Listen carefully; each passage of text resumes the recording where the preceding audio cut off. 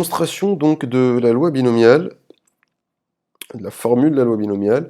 Donc, pour bien la comprendre, au préalable, donc, nous avons ici un arbre pondéré qui va illustrer un petit peu l'ensemble des possibilités. Donc x, notre variable aléatoire, suit une loi binomiale de paramètres n et p, d'accord, n étant le nombre de répétitions, hein. Dans le cas de notre arbre pondéré, c'est qu'en fait que ça correspond au nombre de colonnes, si vous voulez, de votre arbre pondéré, épreuve 1, épreuve 2, épreuve 3, jusqu'à l'épreuve n, d'accord. Et P, c'est la probabilité du succès, d'accord. Donc, sachant que pour chaque épreuve, vous avez deux possibilités, soit la possibilité d'avoir un succès, soit la possibilité d'avoir un échec, d'accord, avec une probabilité de P pour le succès, une probabilité de 1 moins P pour l'échec, d'accord. Et on peut retrouver ça pour chacune des épreuves qui nous est proposée. Bon. On représente le schéma de Bernoulli donc par cet arbre-là. Et donc, il faut savoir que k, c'est un nombre entier compris entre 0 et n. Hein. Vous savez, quand on fait le calcul de p de x égale k, en fait, k est toujours compris entre, au minimum, aucun succès, si vous voulez, et au maximum, n succès. D'accord. Bon. Donc, k est compris entre 0 et n. Si on regarde un des chemins qui va mener à exactement, eh bien, k succès, on va dénombrer k fois la probabilité p et n moins k fois la probabilité 1 moins p, pardon. Ce qui est logique, hein, puisque si je vous donne l'exemple ici avec un succès, eh bien, sur un des chemins menant à exactement un succès, eh bien, on va dénombrer une fois la probabilité P. D'accord? Il va y avoir autant, si vous voulez, de probabilité P, représentant le succès, si vous voulez, hein, que de nombre de fois où je souhaite déterminer le succès.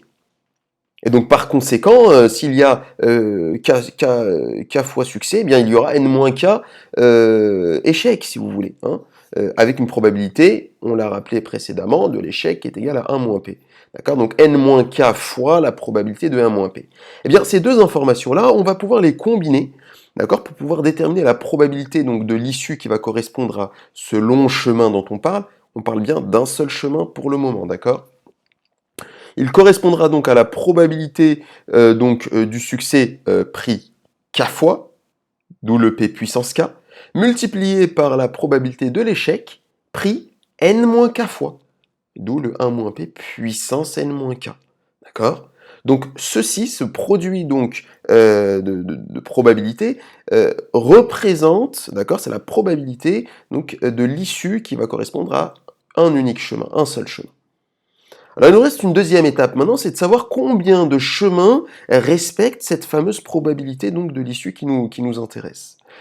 Combien de chemins? Alors nous avions vu à travers le cours que pour déterminer le nombre de chemins parvenant donc à ce cas de figure, nous utilisions ce qu'on appelait donc le coefficient binomial, d'accord? K parmi n.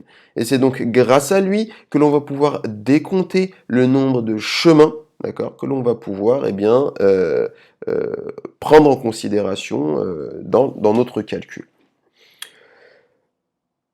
Enfin, pour pouvoir comprendre le calcul précis donc, de tout cela, on sait que l'événement x égale k, c'est la réunion de tous les chemins qui vont présenter exactement k succès.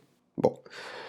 Quand on dit la réunion, en fait, cela revient à parler de la somme des probabilités de chacun des chemins qui le composent.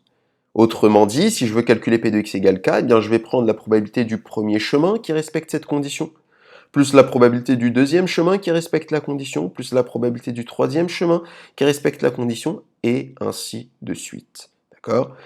Donc finalement, c'est comme si on répétait k parmi n fois, p puissance k fois 1 moins p puissance n moins k. D'accord? Au final, cela nous permet de mettre en évidence la formule de loi de probabilité, de loi binomiale, pardon, qui est la suivante. Donc p de x égale k parmi n fois p puissance k fois 1 moins p puissance n moins k.